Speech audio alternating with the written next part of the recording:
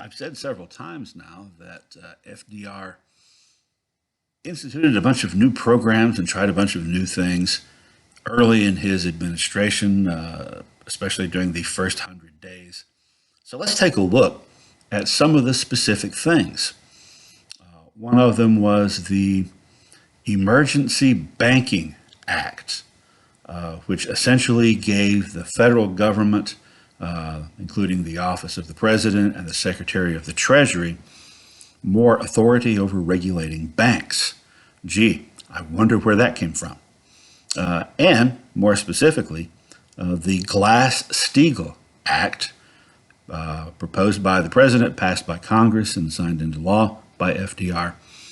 The Glass-Steagall Act essentially separated commercial banks, which are the kind of banks where you go and deposit your money and you get interest and you go and ask for a personal loan, to separate that from investment banks and security firms, so that those are the types of banks that essentially advise people about large investments, that also are involved in speculation on Wall Street.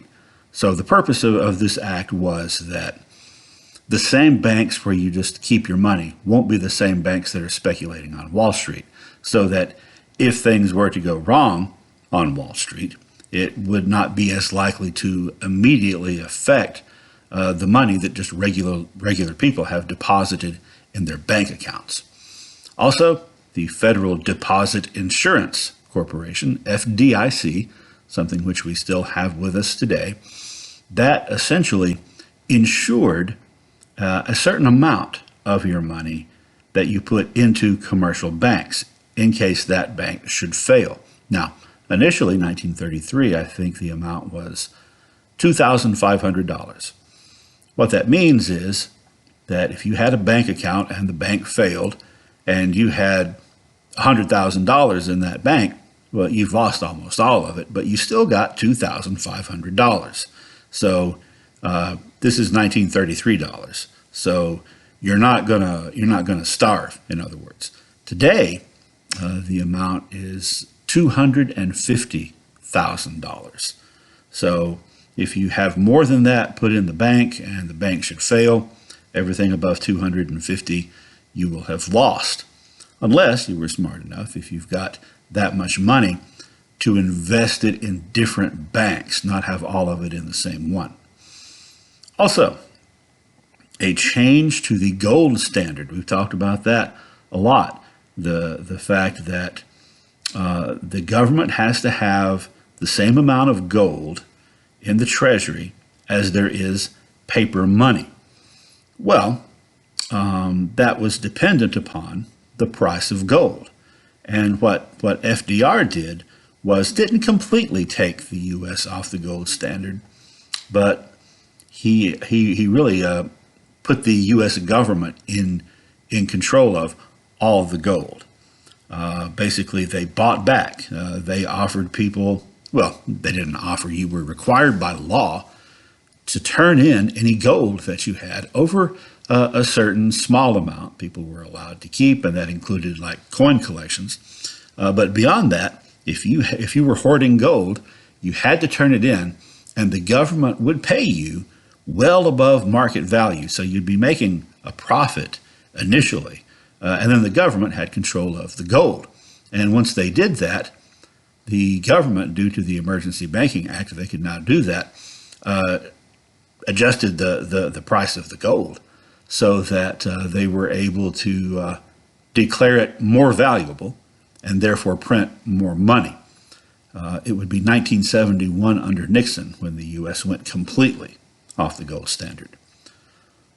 Other things that were done included the National Recovery Administration, which after a couple of years became the National Labor Relations Act, which essentially put government, business, and labor as equal partners, essentially, in regulating the economy. And what that did was it gave a lot of power to labor unions. Didn't give them more power than business owners, but it gave them a lot more power than they had previously had. Then there were things like the Civil Works Administration, which was a temporary thing just for 1 year that put people to work doing manual labor, improving bridges and roads and stuff like that. And the Civilian Conservation Corps, which was a more long-term thing. In fact, it lasted until 1942, in which you could join this Civilian Conservation Corps if you were an unmarried male and you were unemployed. This would provide work for you. So essentially, you went to work for the government at state parks, various other places, doing that same kind of infrastructure work. Building buildings on national parks. I said state parks, but it's national parks. And again, bridges and roads and stuff like that. And the Tennessee Valley Authority, which was meant, and we'll talk about that in more detail later on, that was meant to modernize the South, primarily by providing more electricity by building hydroelectric dams.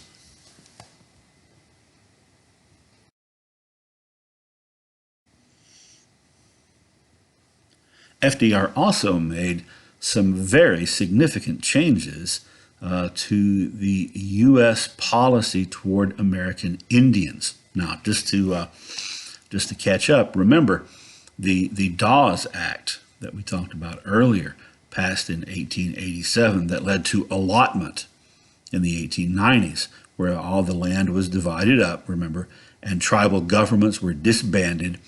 And all those things were instituted to force Native Americans to become more, quote, American, right?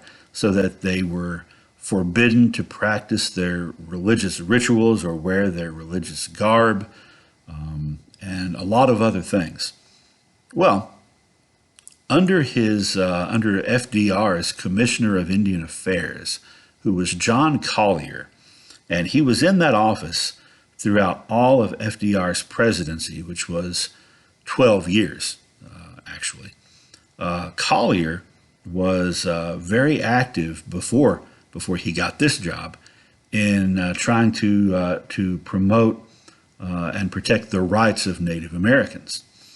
In 1934, Congress passed the Indian Reorganization Act.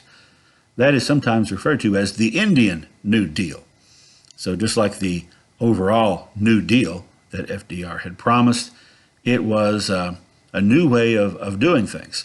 So this included American Indian self-determination. What that means is that all those tribal governments that had been discorporated were reinstalled so that every tribe could once again have its own tribal government. Now, there were some limits to this. One of the limits was that the principal chief of a given tribe was actually appointed by the U.S. government. It would be the 1970s before they were able to choose all their own tribal government members, but at least they got to have their tribal government back and were allowed now to be in control of their own natural resources, things that might be on their reservation. Also, allotment was ended. It was reversed. All the land under the control of tribal members once again became tribal property, community property.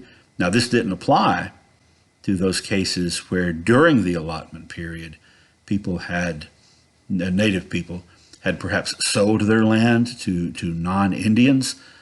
So those people who bought those pieces of land still owned the land. That didn't return to the control of the tribe, which is why still today on reservations there are some plots of land that are owned by non-Indians. Also, this ended all those restrictions. Well, not all. It ended most of the restrictions on Native language and culture. All the restrictions on language were lifted, so that no one could come along and tell you that you can't speak your own language anymore. Unfortunately, not many people still remembered the language after 40 years, right? Only the older people. So some languages were in danger of being completely lost.